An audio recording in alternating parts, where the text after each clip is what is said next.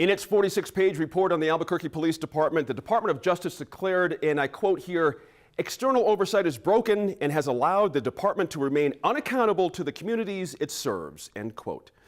Richard Schein is a retired federal prosecutor and one of 3 volunteer members of the Police Oversight Commission who resigned earlier this month because they said the POC doesn't provide effective civilian oversight.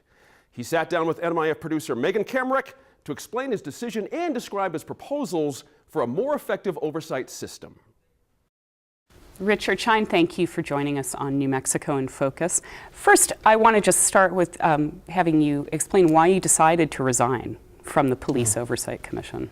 Well, I wrote a 2-page letter to the mayor explaining that in detail. Basically, it's because, particularly as a result of an opinion offered by the city attorney's office at the last meeting about 2 weeks ago of the POC, the April meeting of the POC, it became clear that independent civilian oversight in Albuquerque had become a mockery, and I just didn't feel comfortable continuing to try to reform the system from the inside, which is what I've been trying to do for the last 2 years.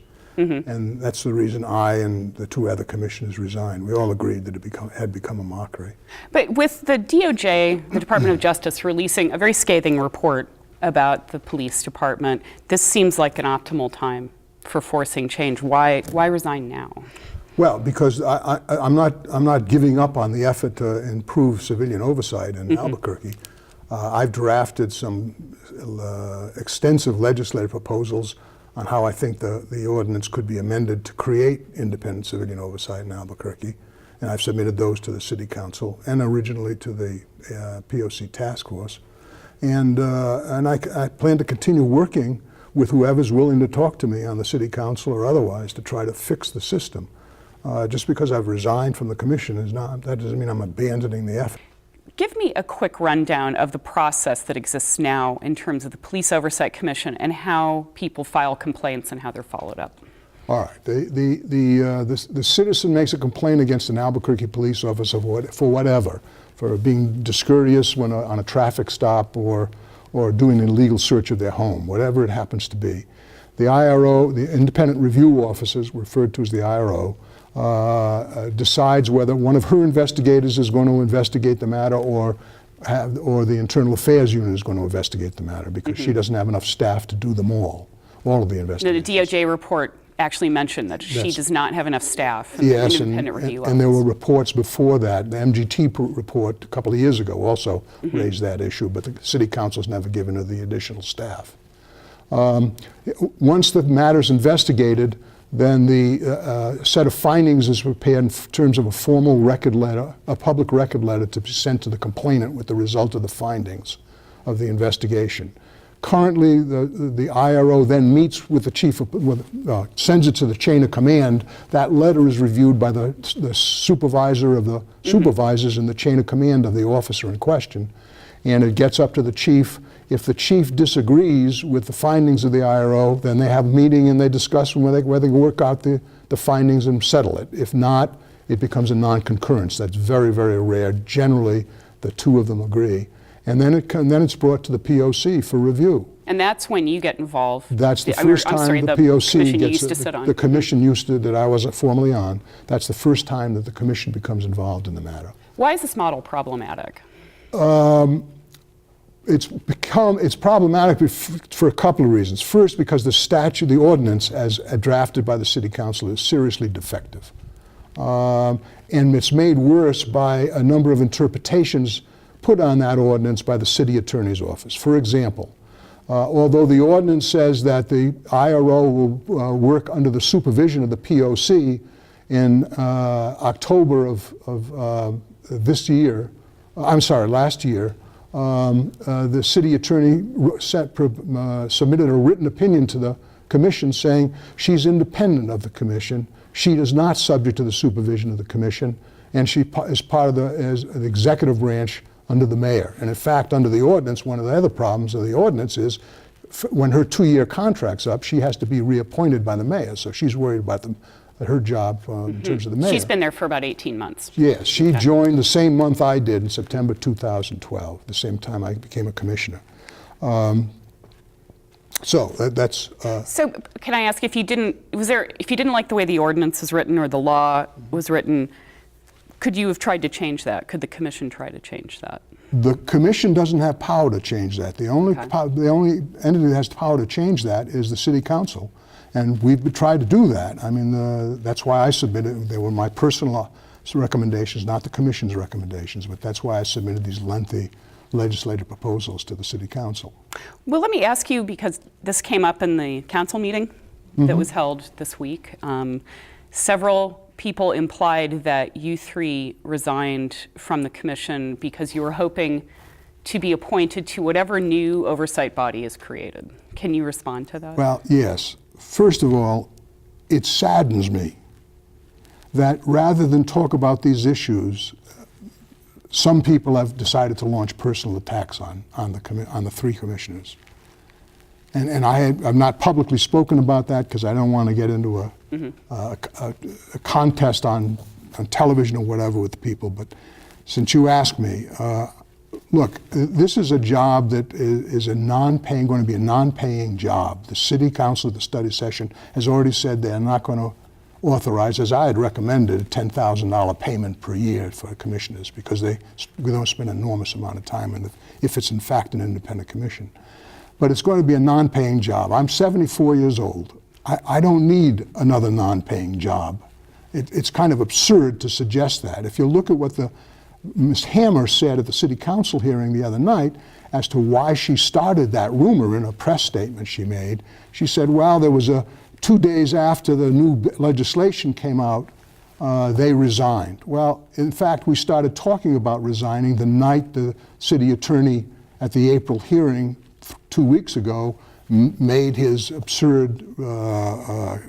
offered his absurd opinion that our approval power meant only that we had to make sure that the letter showed that it was the chief of police's findings, and we could do nothing other than that. So we started talking about resigning long before that.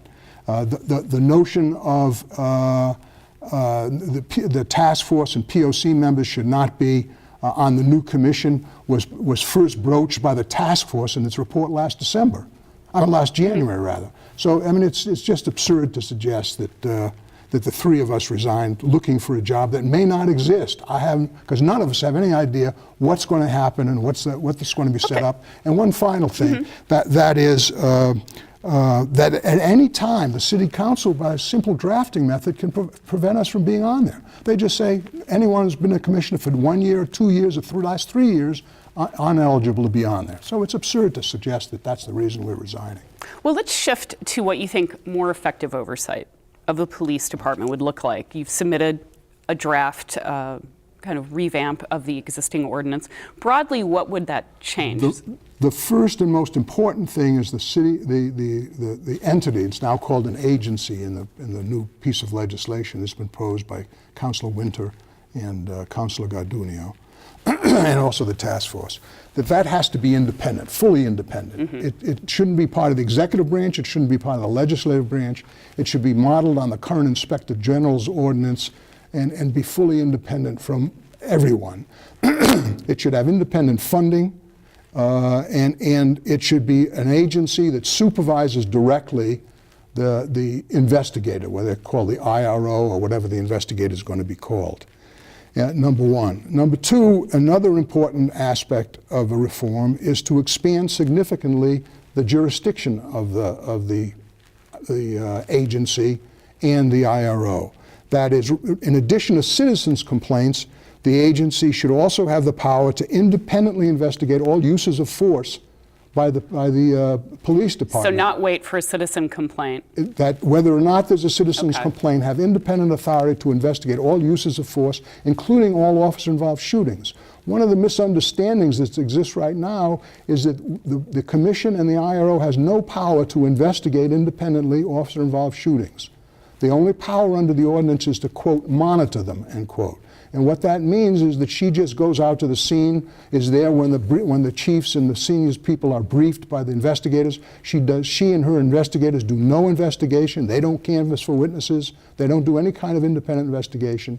And once the scene is over, they wait till the investigation's finished, and they just bring the finished report from the police department to the POC. Now, you have modeled some of these ideas on other cities. Yes. Parts of other cities, Right. Chicago, San Francisco, Los Chicago, Angeles. we tried to do a 30-city study. We only ended up completing 6 cities. My colleagues on the commission also did a substantial amount of work on some of the other cities, but we were not, it was just physically impossible to complete it. But the cities we finished the study on were Chicago, New York, San Francisco, Denver, Los Angeles, and New Orleans. Now, depending on the city, it has in the footnotes of your draft, sometimes the oversight bodies can recommend disciplinary processes. Sometimes they can't. Right. There's a variation. So the idea that you're put forth is that the commission could recommend disciplinary proceedings. The ultimate power rests with the chief. That's correct. It would stay with the chief.